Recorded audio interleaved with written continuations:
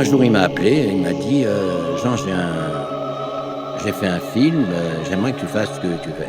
Je te promets pas que ce soit toi qui le feras, mais j'aimerais qu'on fasse un essai tous les deux. Alors je suis venu, on a fait un essai, il m'a dit bon, on continue. Et il a dit c'est toi qui vas le faire.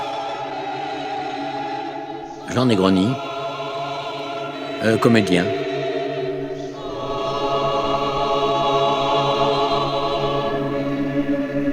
Moi, il m'a d'abord montré le film entier, comme toujours. Enfin, Chris, il m'a montré ce qu'il avait fait.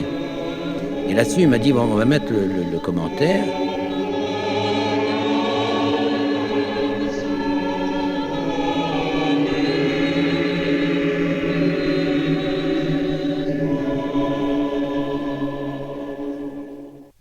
Ceci est l'histoire d'un homme marqué par une image d'enfance. Vous savez, c'était l'époque où on essayait de ne pas... Il y avait deux courants. Il y avait Gérard Philippe, qui modulait extraordinairement, qui au contraire, 4 juments, Morel et 1000, et puis il y avait le côté recto tono. C'était ta-ta-ta, ta-ta-ta, ta-ta-ta.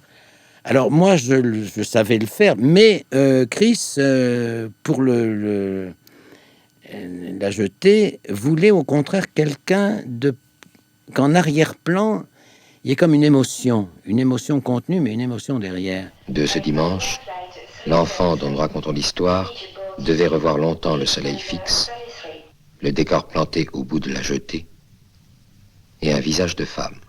Et il me reprenait sur le ton, mais il ne me reprenait pas sur sur l'affectivité. Ja, dat is een merkwaardige reflex. Dat is Stéphanie. Au début, rien d'autre que l'arrachement au temps présent et ses chevalets. Et je me souviens très bien de ce travail. On recommence. J'étais emballé quand j'ai vu le film. C'est étonnant, ce film où il y a une prise en mouvement, une seule. Hein, tout est en photo fixe. C'est très beau.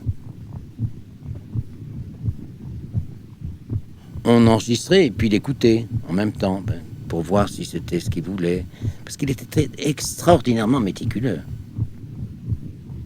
Je veux que ça soit un souffle, etc. Il était à côté de moi, il me reprenait. Non, c'est trop fort, il faut la voix beaucoup plus neutre, etc. La surface de Paris, et sans doute de la plus grande partie du monde, était inhabitable.